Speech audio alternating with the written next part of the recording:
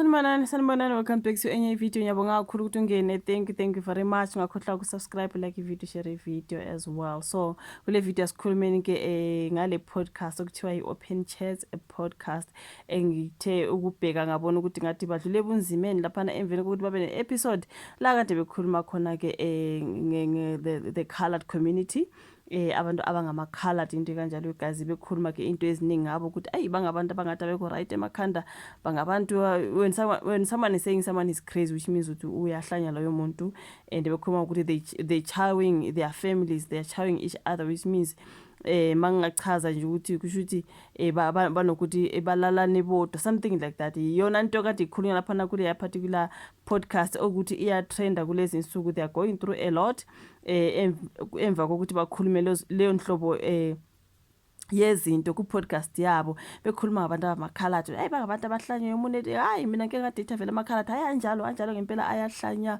Hey, they chowing each other. Hey, they are mentally unstable. Zonke lezo zinto bafowethu ezingathi zinobu racist, ezingathi zinjani ke sezibafaka enkingeni ke bafowethu ngoba i-podcast yabo edlule bunzimeni kumanje. I think they are being cancelled. Nokuthi uGayton Mackenzie ongumengameli we-Patriotic Alliance ubhizi lapha na uthumela ke abafana bakhe labo siyababona uLiam Jacobs bengale emaphoyiseni boyevula ama-case. Kuvulelwa ke le group kuthiwa i-Open Chats podcast. I think bawu-4 if ngingaphazami. Yababona basasebasha ngabantu abasesebancane kodwa inkulumo kade beyibambe laphana bebekhuluma into ezingalungile. So kuyashiwo ukuthi sesathola ke i-comfortability ekutheni ukuthi ngoba ngine-YouTube channel mhlambe or ngine-podcast ngizokhuluma noma yini nanoma ubani nanoma ikanjani, ukhulume nje umane ulahle nezinye izinto okungamelanga ukhulume ngazo, especially mawuzokhuluma ukuthi abantu balalana bodwa ungakazi babone wena ungenayo i-proof into ekanjalo. So into abazikhulumela lapha nayo guys hayi ngeke nami nginje ngumuntu omnyama ngenikhalati kodwa angivumelani nabo ukuthi how dare you sit down urecord ukhulume kanjalo ngabantu. Akuna allegedly yabona ngithi kuthiwa kunento eso njengamanje ngikhuluma ngabo ngithi kuthiwa i-Open Podcast bavelelwa yilokhu nalokhu ngoba into yebo ngibonile ke betrenda online ke kodwa ke kumele manje kube no allegedly somehow mangabe ukhuluma ngento ongenabufakazi ngayo, you know what I mean. At least lokho ngikhuluma ngakho mina nobufakazi ngakho ngoba ngiyabona bayatrenda futhi bayaboshiswa into ikanjalo. But bona ke bekhuluma ukuthi these colored people, they chowing each other, they are crazy, they are mentally unstable. You know what I mean. Yonke leyo nto uthole nje i-comfort ukhulume nje the way ufuna ukukhuluma ngakhona, unga-allege ungathi uyakhuluma usho ukuthi ukhuluma ngento oyaziyo nje ngoba into oyicabangayo ukuthi ke siyasithole nje i-comfortability ekutheni ukuthi hayi ngoba is my opinion lana kuthiwe ke you have your opinion. Yabona kune-opinion kunokunye nawe ukubonayo ukuthi this one is not an opinion, this one is an insult, you know what I mean. So mawungantshela ukuthi ngiyahlanya uyangi-insulta musi, mawungantshela ukuthi uyahlanya lo muntu uyahlanya, you know that's an insult. Kune-opinion man, you know what I mean. Kodwa kukhona okunye okungathi kuphume endleleni. So yona into abayenzile ke labantwana ngizwile ukuthi sibone Liam Jacobs emaphoyiseni sama ama-video kade wenza ethi use-Pretoria somewhere opening a case ebonisa ne-proof ukuthi useyivulile i-case. Bayivulela bani? The individuals of i-Open Chats podcast. uGayton Mackenzie sizwile mangabe khuluma ukuthi ufuna ukwazi ukuthi barekhodela kuphi, ufuna ama-stand wabo, ufuna umnikazi we-podcast ukuthi nje bayabadinga. Sizwile nokuthi i-DA nayo ke isiye yaxhumana, I think I do not know if it's South African Human Rights Commission khona lapho bathathela nje inyathelo ukuthi no yabona futhi basasebancane, this is racism, this is just not okay. Awuvumelekile nje ukuthi ungahlala nje yazi ukukhululeke ushuthe. Bethi noma sebeshuthile bayasho abantu ukuthi phela yazi kunama-producers imali, kunama-editors, labo bonke labo bantu abathi imali lezi ngane sezikhulumile kanjalo ababonanga kufanele mhlawumbe ukuthi ba-edit bakhathe off izinto ezi-wrong abazikhulumile. Kusho ukuthi bathi uma beyiposta leya particular episode babone ukuthi ku-right lokho kukhulunywe lapha. The producers babona ukuthi ku-right, the editors babona ukuthi ku-right ngoba yabona kube ku-edithiwe mhlawumbe kukhona okunye bekuwesi kunalokho angazi ba-edithe kuwesi bashiya lokhu kanti nakho vele akukho right, you know what I mean. Abazange nje bakhathele ukuthi bavele babona ukuthi hayi bona lento abayikhuluma la i-right is their own opinion.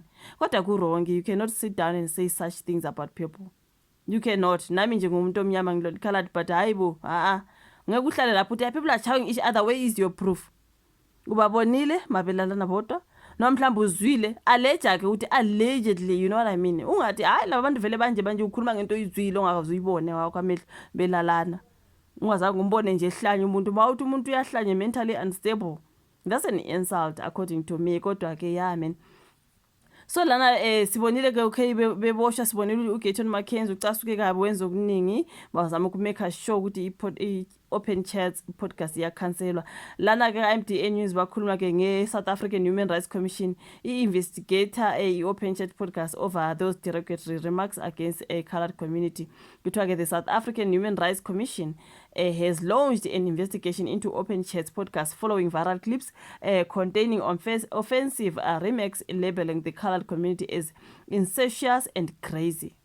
So the comments sparked widespread condemnation from political parties, civil society, and the public. So the South African Human Rights Commission chairperson Chris Nissen condemned the remarks as vile, appalling, and unacceptable, confirming multiple complaints have been lodged. Okay.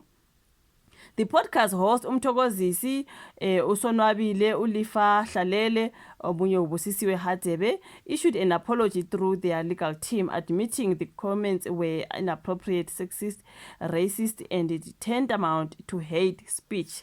Okay, bavumile ukuthi konke lokhu bakwenzile. Okay, despite the apology, ngoba kwenzile ukuthi asebexolisile ke babhaleke i-apology through ama lawyers wabo. Okay, despite the apology, groups like the Cape Forum rejected its adequacy and urged the South African Human Rights Commission to act under the Promotion of Equality and Prevention of Unfair Discrimination Act.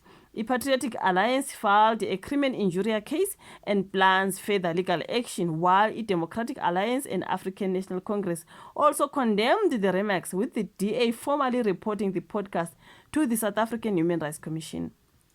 The episode, which was removed and never aired on DSTV Mzansi Wethu, has intensified national debates about media responsibility and free speech boundaries. So the South African Human Rights Commission's probe may result in a formal inquiry, compulsory anti-racism training for the hosts, or content removal under cybercrime laws as South Africa continues to address hate speech in digital media. Yeah man, you guys, ikhona okwenzekayo ke ngalaba ngibona abantu abaningi bethi yabona ama-podcasters, yabona ke nabo Mike G, abantu vele benze example ngo-Mac G njalo. Yabona ke makuyilaba manje ngo-Mac G bahlala nje be-comfortable kusho noma ngabe yini abayifunayo ngabantu, bekhohlwa ukuthi ukhuluma ngomuntu. It's so wrong. So yeah man, Okonote politicians, fake pastors, pedophiles, rapists, and many more are infringing our rights almost every day. Everything in South Africa is about politics. They don't really care about people's rights. You know what I mean? I leave the kids alone, you guys. They apologized and it won't happen again. Everyone deserves a second chance. Right, Gayton? Kupalelana bafethi. Right, Gayton? Umuntu beta ingane nkosi yami zenza iphutha anixoleleni. Omunye uthi they were wrong. They apologized. Please forgive them. Omunye uthi so Human Rights Commission is the same one that always defends illegal foreigners, or there is another one. So kuningi nje lapha nabantu yimboni yabantu under that particular post. Angazi kodwa abantu bakhala ngokuthi ama-podcasters amaningi bathola nje i-comfortability ekukhulumeni izinto ezirong ngabanye abantu. Umuntu athi no, it is my opinion, you know. I-opinion yakho ayibe respectively. Uhloniphe, at least ukhuluma ngomuntu phela, ukhuluma mhlambe ngenja noma mhlambe idonki bafowethu noma mhlambe inkomo, ukhuluma ngomuntu. So ukhuluma kanjalo ngomunye umuntu kuya kumlimaza umuntu emphakathini, isidima sakhe nayo yonke leyo nto. So lapha futhi bebekhuluma nge-community yonke yamakhaladi ukuthi hayi bangabantu abanjena abalala nabodwa, bangabantu abanjena abahlanyayo abangathi abaphelele emakhanda. You know what I mean? All that is just not okay. Ukuthi uhlale nje ku-channel yakho, ku-podcast yakho, ube free nje uthi no, it is my opinion. Hayi bo bafethu, hayi ngeke. Angazi ke kodwa if uvola ka comment section, like ivideo, subscribe, share bese siyabonana kwezayo. Bye.